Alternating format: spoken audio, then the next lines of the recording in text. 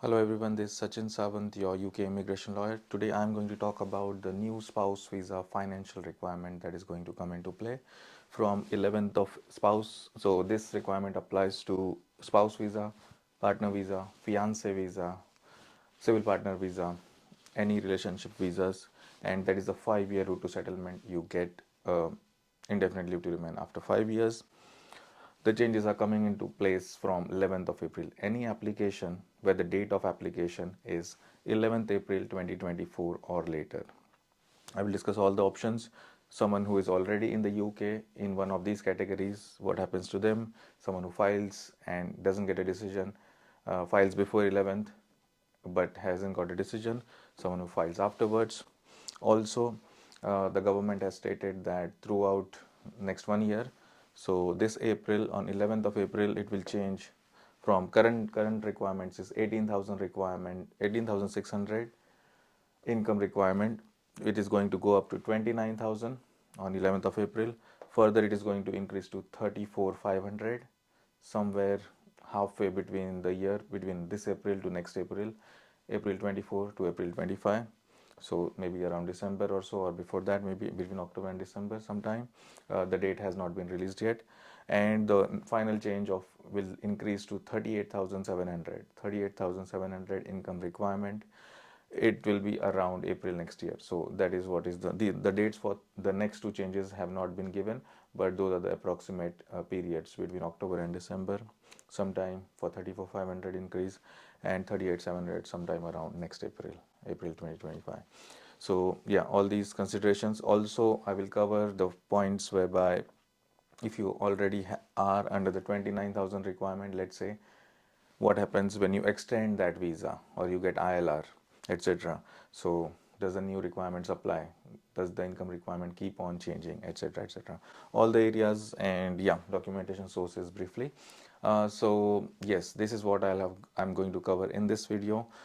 If you do like this video, or if you want to watch any of other videos, there are many videos on this channel, do subscribe to our channel. I am Sachin Sawant. I am an immigration lawyer, and we do these applications regularly, even appeals and etc. You can engage with our channel by becoming a member. So the membership is just at the cost of a coffee or something, and you can ask your comments and get any brief guidance, a yes and no answer, a simple 1 minute answer through comments or shorts. We do reply. There is a lot of comments and are coming in with questions and all. It's difficult for us to prioritize, so this is one way we can prioritize. If you do send your comment with a super thanks, or during a live with a super chat, we'll try and prioritize your comments. Or you become a member and ask your comments, you get the membership for the whole month. You can ask as many questions as you want. It will not be a detailed advice, but that is something to just get a yes and no answer, whether possible or not, etc., etc. And then you can also consider booking a paid consultation with us. So those are all the options. The links will be in the channel bio, etc. Wherever you're watching, if you are watching on TikTok also, you have the option of becoming a subscriber. The cost is very nominal, and you will get at least answers to very sticky questions which may haunt you. So those are the ones. Or book a paid consultation with us, which is a 30-minute consultation, and we discuss all the options, and it's a one-on-one video consultation. So those are all your options. I will get into the video now. So to begin with, what is 18,600? Anyone who wishes to come to the UK. So if you are either a British citizen in the UK, or a settled person, which means you have indefinite leave to remain, or settled under the EU settlement scheme, etc., or you have refugee status, or you have pre-settled status under the USS. So these are separate options, different options of sponsors. So they are the individuals who are living in the UK. They want to bring, they are one of their relatives, which is either a spouse, they are married to the person, or a partner, unmarried partner, durable partner, or fiance if they want them to come here and get married, or civil partners, same-sex partners, etc. Also, individuals, British citizens and settled people, say let's say British person who is living outside the UK, if they want to move with their family, with their husband, wife, partner, children, etc., this is the same area. This is where they file the application and then come back to the UK.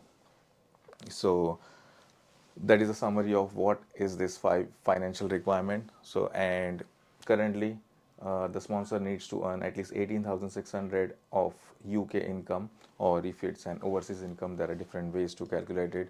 If that job is going to continue in the UK, there are several videos on our channel for how to meet the financial requirement for future employment, future self-employment. I think there are many ways. So my main goal of this video is to get into the increases and how they affect the applications.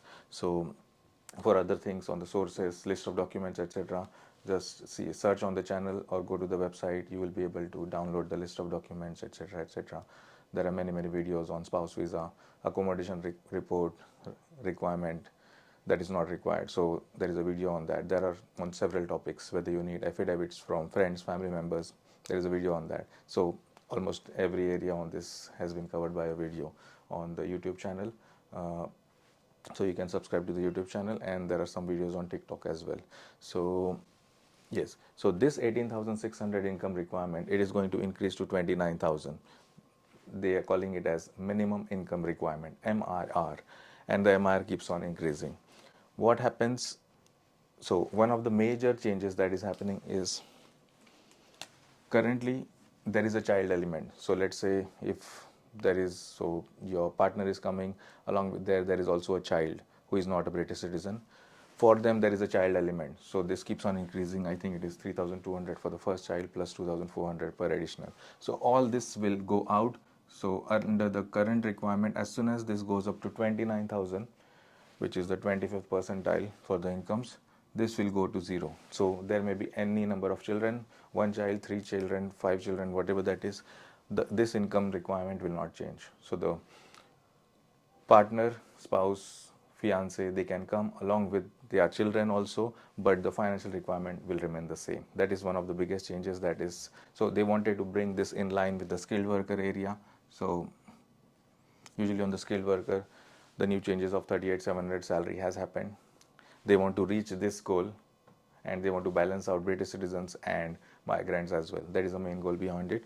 So for the British citizens, they are doing it in a broken way, in a staircased manner. So from 29,000 it goes up to 34,500, then finally to 38,700, matching up the skilled worker minimum requirements, minimum income requirement. So this one child element completely goes off. So that is good news on this increase. Yeah. So and this 29,000, first I will start with someone who is already in the UK. So let's say you met the financial requirement of 18,600, you're already in the UK, and either you are extending your application, partner visa, or you are applying for indefinite, the same 18,600 will apply to you. So this one,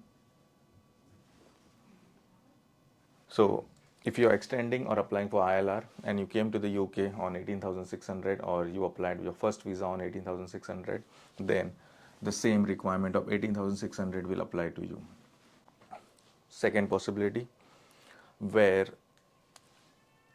you filed the application before the change. So any application that is filed, which means the UK visa fees. So when you file the application, you make two payments, immigration health surcharge and then the visa application fees.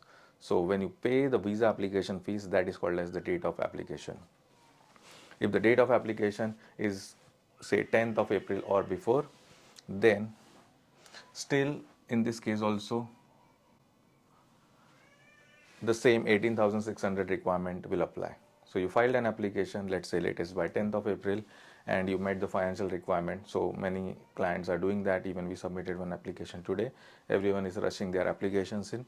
So if you met the 18,000 requirement, 18,600, and then you filed the application latest by 10th of April, you still come under the old rules. So same A will apply. A is 18,600. Now second, if you apply, and the application can be of either a fiancé visa also. So this is an important point to note, whether you are applying for a spouse and partner visa, or you are not married yet but you applied, because it comes under the same category, settlement visas. So fiancé visa is also under the settlement visa. So if you apply latest by 10th of April for a fiancé, then come to the UK, you are still with the 18,600 requirement only. New changes don't apply to you. So A, B, and if you do apply on or after 11th of April, so if your date of application, when you submit the application, make the visa fees payment on 11th of April, then this is what comes into play, B. So the financial requirement will be 29,000 for you. Very simple. So these are the main ones. I know that I'm getting many questions on the comments on YouTube channel, TikTok as well. So this is summarily I wanted to answer these main areas. Individuals who are already in the UK, they are worried as to what is going to happen. You don't need to worry. You are already under the current rules of 18,600. You will continue with A, the option A continues.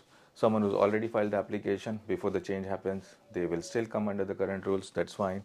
Only as soon as someone who is filing the application on or after 11th April, new rules apply to you.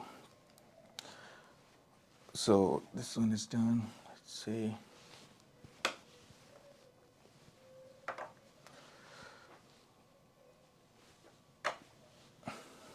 Okay, this video is done. Let's see. So on this point over here, exceptions. So the current, all other rules surrounding the 5-year route, the 10-year route remain the same. Only the numbers are changing. From 18,600, it's going up to 29,000 and thereafter.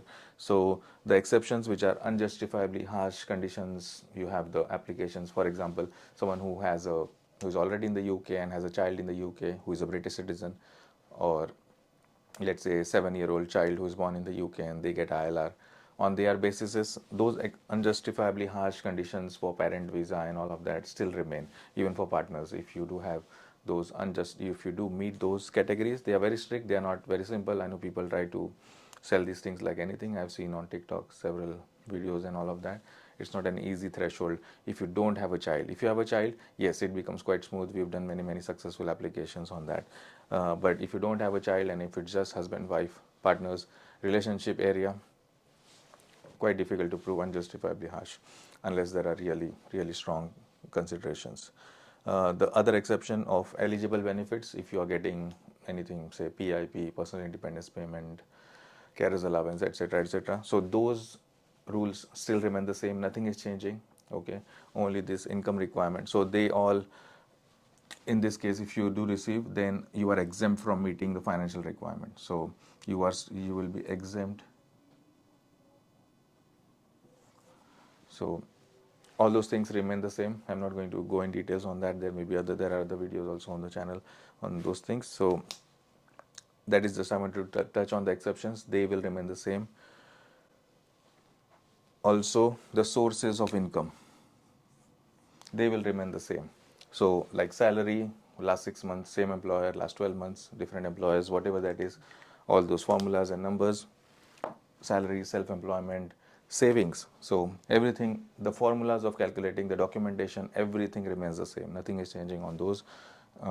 Only one point to note on the savings will go up accordingly. So as per the 29,000, the savings will be required will be 88,500. Savings is an area that is used usually someone who is moving to the UK, doesn't have a UK job, and yeah. So in that case, that's what we've seen many of our clients who are already living outside the UK. They want to move with family, the husband, wife, or with children, etc. Then they do use the savings requirement. The amount is too high, 88,500. There is different videos on how to meet by savings and all.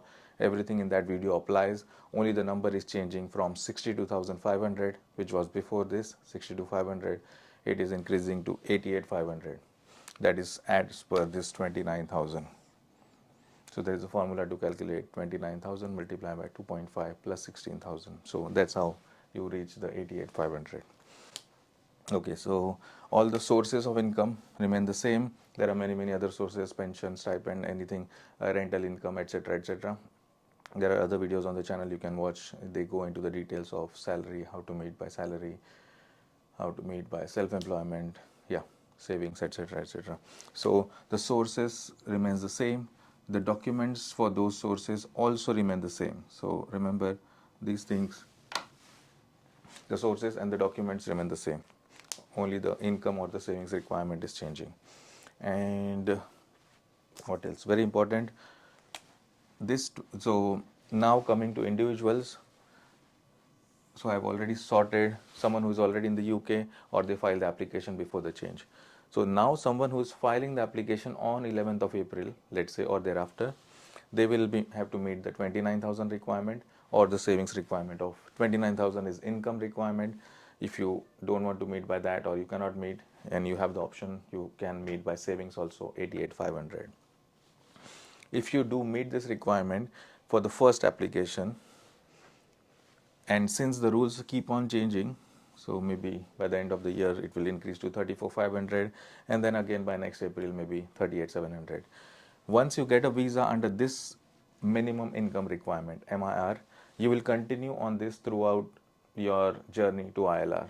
The new increases will not apply. So the logic is, anyone who has entered the area on 18,600 for the first time, either the first application or a fiancé application, this area, the first application, and then they continue on that, and main thing is they should have the same partner. So same MIR rules apply, same minimum income requirement rules apply as they applied for the first application. They will not keep on increasing throughout extension, ILR, etc., etc. So let's say you came on a fiancé visa on 29,000. For the spouse also you have to meet, when you switch from fiancé to spouse, same 29,000 requirement. When you extend after 2.5 years of that, same requirement 29,000. And when you apply ILR, same requirement 29,000. So even if the financial requirement may keep on increasing, the same will apply when you entered the area for the first time, when you entered the 5-year route for the first time, and the main requirement is the partner should be the same. So if you are extending with the same partner, it's fine, you have to be on the same financial requirement. But if you change the partner, relationship situation changes, then the new rules at that time will come into play. So if it is 38,700, that will apply to you.